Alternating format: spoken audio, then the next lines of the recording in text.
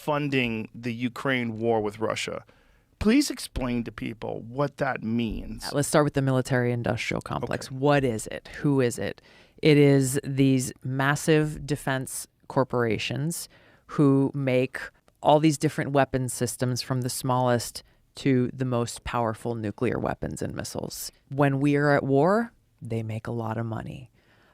When politicians, even if we're not at war but are threatening that we may go to war, they make a lot of money. And these decisions are not made within the context of, hey, what does our military actually need? What do we need to ensure that our military is ready to defend our country and our national security interests? It is very often what members of Congress are advocating for, even more than the military is asking for sometimes, because of those cozy relationships with the military-industrial complex, with these massive defense contractors and their lobbyists.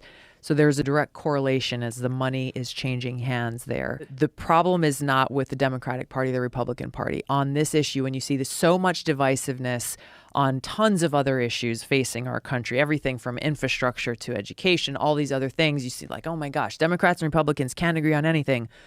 This issue of putting our country in a continual state of war is supported by leaders in both parties and the majority of people in both parties. And it's directly tied to the military-industrial complex's influence and tied to people who, want to act and look tough, but aren't asking the most important questions like, okay, if we do this, will this help the American people or hurt the American people?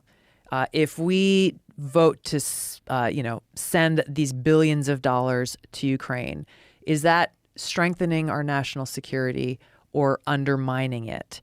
You'll hear a lot of rhetoric, especially recently, saying, hey, if we've got to send all this money to Ukraine, otherwise Russia's going to come and attack us here.